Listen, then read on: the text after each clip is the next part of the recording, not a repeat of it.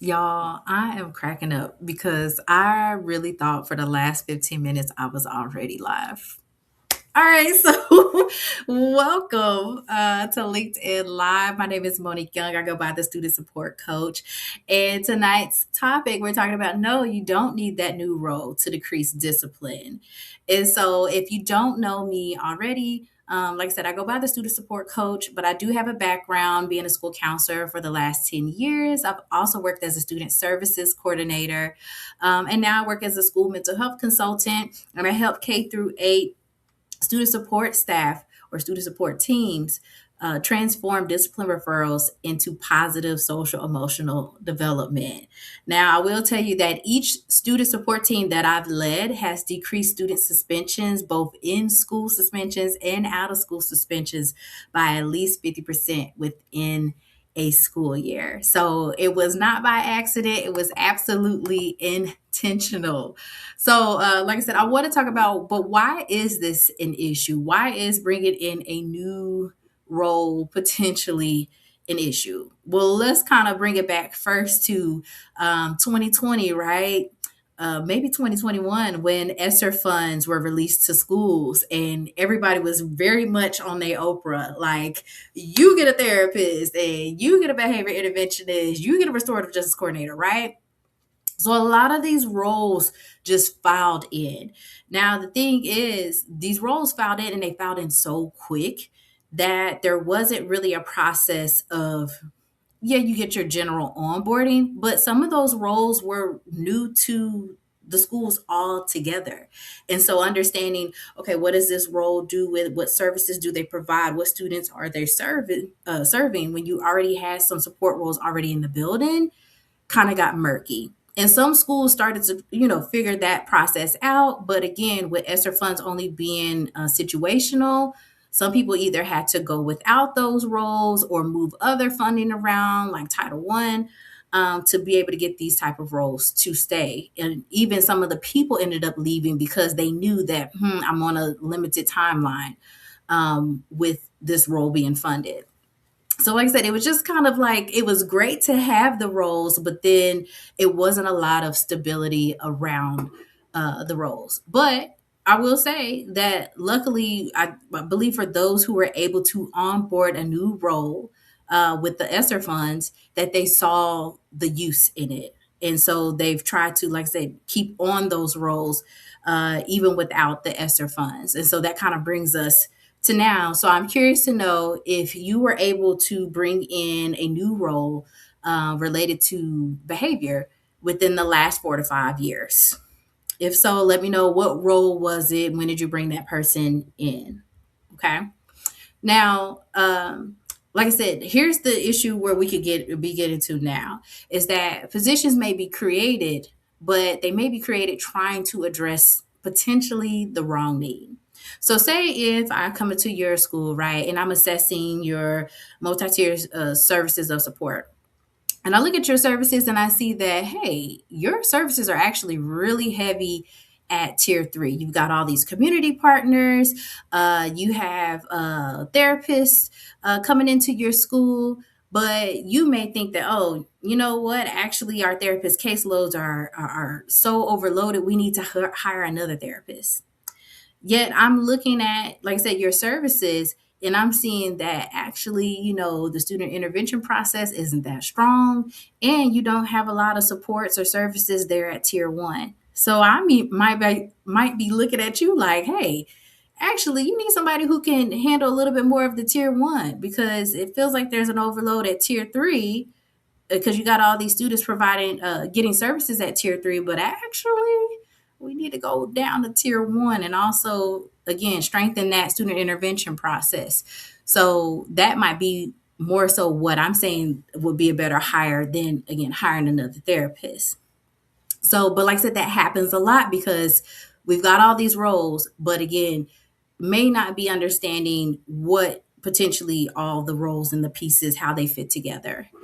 So that's something I want to bring up is that we're adding the support staff, right? But there's already roles present at the very base, even at my smaller like towns and cities like that. At the very base, people have a school counselor, and they have somebody who's doing IEPs. Even if they got a hire company, they got somebody. Okay, but you already have staff that are there, but there's typically like some misconception about their responsibilities. And so they're being underutilized in the ways that they could be used. And when I say underutilized, I don't mean that, oh, these people are working. Because trust me, I know that the school social worker is working. I know that the dean is working. I know people in there working their butt off every single day. What I mean by underutilized is that they're not being used in a capacity that's efficient for students. So, say, for example, you have a behavior interventionist, you have your dean, you have a school counselor, and they're supervising lunch for an hour and a half or more. That's not the most efficient way that those roles could be used. Because in an hour and a half, if I'm your school counselor, I could do 6 counseling sessions. So you're using somebody who potentially has a bachelor's or a master's to supervise lunch when they could be providing specialized supports to students. So, like I said, we got to be real specific or real careful about how we use the supports, but it happens all the time, unfortunately. And when, like I say, okay, say we're in that situation, right? And we say, oh my gosh, like the dean is always so busy. The school counselor has so many students. Like we need somebody else to come and like to work with our students, right? But what it does when you're bringing somebody new in, not only because, like I said, you got to do the onboarding, you got to get the person acclimated to the school, your processes, your procedures. You got to have them understand what somebody else is already doing, where they can fit in. That slows down how people could function as a team or what cohesion they can have. Think about it in the example of you have an assistant principal, right? And for the assistant principal, say y'all decide, oh, our assistant principal is so busy right now, they're so overloaded, we need to hire another assistant principal. Like I said, that person doesn't automatically come in and just start running, at least not if you're onboarding them, right? Like there has to be some conversations about, hey, here's what I've already been doing, or hey, here's where we need support and X, Y, and Z. Now, what if that assistant principal is hired on and there isn't cohesion? Maybe that person feels like they could be using their time in a different way. Maybe that person just doesn't agree with how things are done. Then that kind of slows y'all down as far as what you're able to get done. There's going to be a lot of conflict throughout the year about what we do and how we serve students. So think about that as well when you're talking about the support roles of like, hey, well, our dean is so busy, we need to get another dean. Maybe not. Okay, so there's 3 questions that school leaders should reflect on before hiring a new role, and we're going to go over each one of those. The very first one that I want us to think about is what data supports that this new role is needed. So most admin, naturally, y'all are going to say, well, our discipline data, right? Totally makes sense, right? What data supports that this new role is needed? And so, if we're talking about your discipline data, you're typically seeing the 3Ds. That's defiance, disruption, or disrespect. And that could be elementary, middle, or high school. Okay, those are typically the 3 highest reasons why we're seeing that type of discipline referrals, right? But we need to think a little bit further as to why is the behavior happening. Now, anybody who has studied the brain or studied any type of psychology, you know that behind every behavior is a social emotional need. And so when we talk about those discipline referrals of defiance, disruption, or disrespect, it's typically going to be some type of social emotional need of either attention, escape or avoidance, access, or sensory. Okay. So if these are one of the areas, then I'm letting you know now. There's going to be some type of social emotional need as to why the behavior is happening. So I want to ask for you, what has your data highlighted as a social emotional need for students in relation to defiance, disruption, or disrespect? And actually, right now, I'm going to give you a second to take a look at that, because you guys, I was on live earlier and I thought I was doing something. And that whole time I was in the StreamYard session. And so I want to make sure that those who are on my original link get the link to the live that I'm doing now. So I'm going to see if I can share this link on over. So again, if you're coming over, gosh, I'll have to share it a little bit later, because man, I'm so upset about that, y'all. So okay, either way, again, the question was, what has your data highlighted as a social emotional need for students in relation to defiance, disruption, or disrespect? Okay, because I'm going to give you some examples of what that data could be saying. But it also falls into the question number two that needs to be reflected on before hiring a new role, which is, has our building transformed to meet students' needs? So, again, because I need you to think about, okay, if you're looking at your data, the data is telling you information, right? There's some trends that pop up, but there's a reason why that behavior is happening. It's just not just happenstance. Okay, so let's give it the example of, you're getting referrals for students wearing headphones all the time, right? Now, are there opportunities? This is a question you could be asking with your student support team. Are there opportunities for students to listen to music during the school day? And that could be during passing time. That could be during class time, during independent work time. That could be in the cafeteria. But are we providing opportunities for students to listen to music during the day? That's a simple fix, because we want to know, is there any way that we can change how we're doing things at the school so that this reoccurring issue becomes not an issue?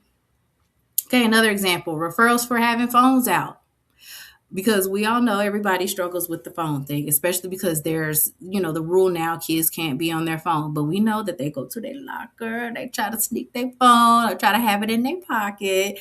So again, is your school having referrals for having their phones out? A question that you could be asking with your student support team is, are there opportunities for school at school for students to connect with peers? Because most of the time when they're on their phones, they're trying to talk to their friends, right? And that friend may or may not be in their class with them. So, are there opportunities for them to connect face to face? Let's think about fighting. Yeah, so, say if your discipline referrals are for a lot of fighting, you could be asking your student support team, could we build intentional opportunities for students to work through conflict? Okay, because that's going to be the way that we stop conflict, right? Now, also, what about destruction? Kids tearing up the classroom, right? Is it happening because the student is experiencing sensory overload? Is it a trauma response to the adult? Are they trying to avoid some type of stressor, which may be the schoolwork? You got to know why the behavior is happening. And honestly, these are really great opportunities for to talk to students to figure out, why is this happening?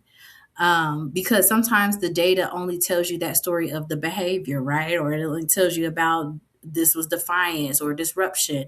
But again, why is it happening? So now I will tell you, thinking about that, or when we're talking about changing what the school is doing to meet those needs, that's tier one intervention.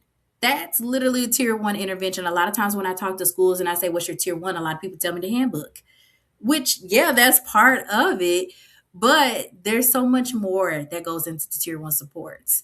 So I want to ask you, when you're reviewing your discipline data, are you getting this specific about school-wide supports?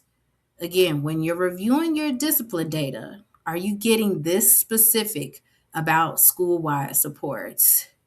Um, Now I know that most people, you got to give some type of report to your superintendent, your assistant soup, something like that. But I will say that this is something that should be done every week, especially especially if you are a school that discipline feels overwhelming right now, or it felt the behaviors felt overwhelming for you last year. This is something that should be a weekly practice. Okay. So we're going to get into our third question. So, again, this is the question that school leaders should reflect on before hiring a new role. And that question is, are we optimizing our current supporting roles based on what the need or data is telling us? So we just went through and we said, okay, there's certain behaviors or certain discipline referrals that are coming in, right? And we said that there's a certain social emotional need as to why they're happening. And so there should be a way that we are flipping or transforming our schools to meet those needs, right? But also, too, again, are we currently using our roles based off of what the need is? So, say if the data points towards students needed to build more connections. If the data points are telling us that our students need more opportunities for sensory, are the support staff able to do so? Are they able to provide either activities or services or some type of support that is providing students access or the ability to have those things, right? And if not, what's getting in the way? Is it that, again, that support staff is doing other duties like lunch duty, parent meetings, other responsibilities that preventative services? Or is it kind of an issue of just not having the knowledge of, they might be unaware of the behavior data because you don't include, say, like your school counselors or social workers into meetings about like the discipline referrals that you have.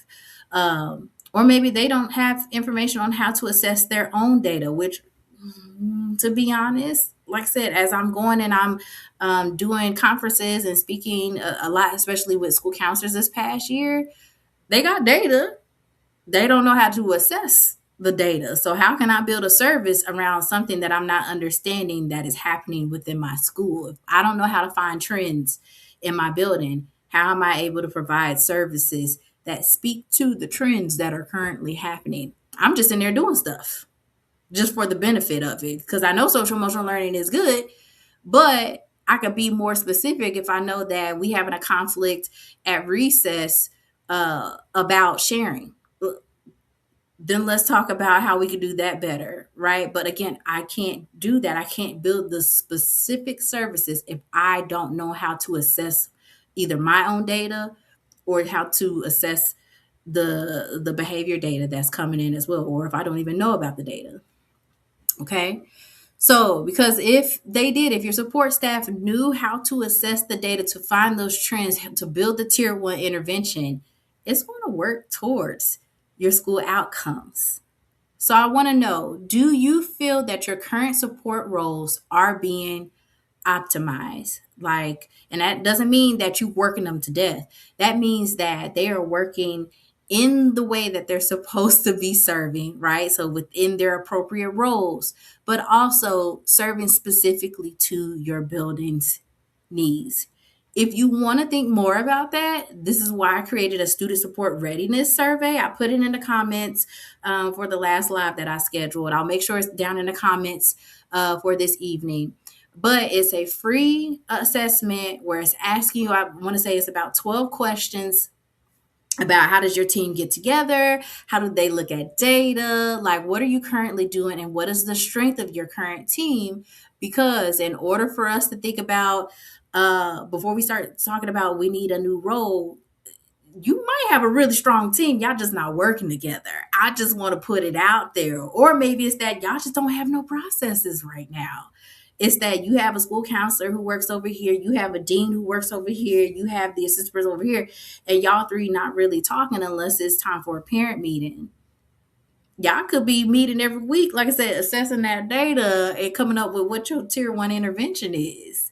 So I'm just saying. Now, if you're able to answer those questions, you're like, yeah, we still need somebody, then okay, great. I'm all for new roles. I've also been a person who's brought in new roles as well, too. But I'm telling you, these three questions, let me go over them again. What data supports that a new role is needed? Has our building transformed to meet students' needs? And then are we optimizing our current supporting roles based on what the need or data is telling us?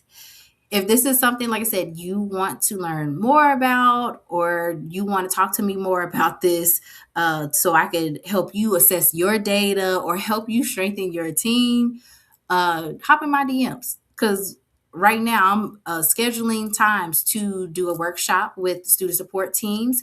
And what we're doing in that workshop is getting clear about everybody's roles. We're assigning services, but we're also developing your school's multi-tier systems of support around behavior and mental health, because we should go into the school year understanding what is our system, what do we do when a child needs support, right? Instead of it being suspension, like how are we building their social emotional capacity, and how are we going to progress monitor growth throughout the school year? That is what I'm helping schools do through the workshop that I have coming up.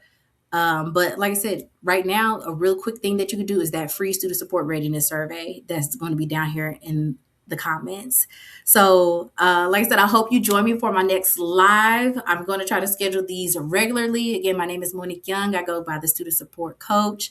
Let me know your thoughts, what this brought up for you, and I hope to be talking with you soon. Thank you.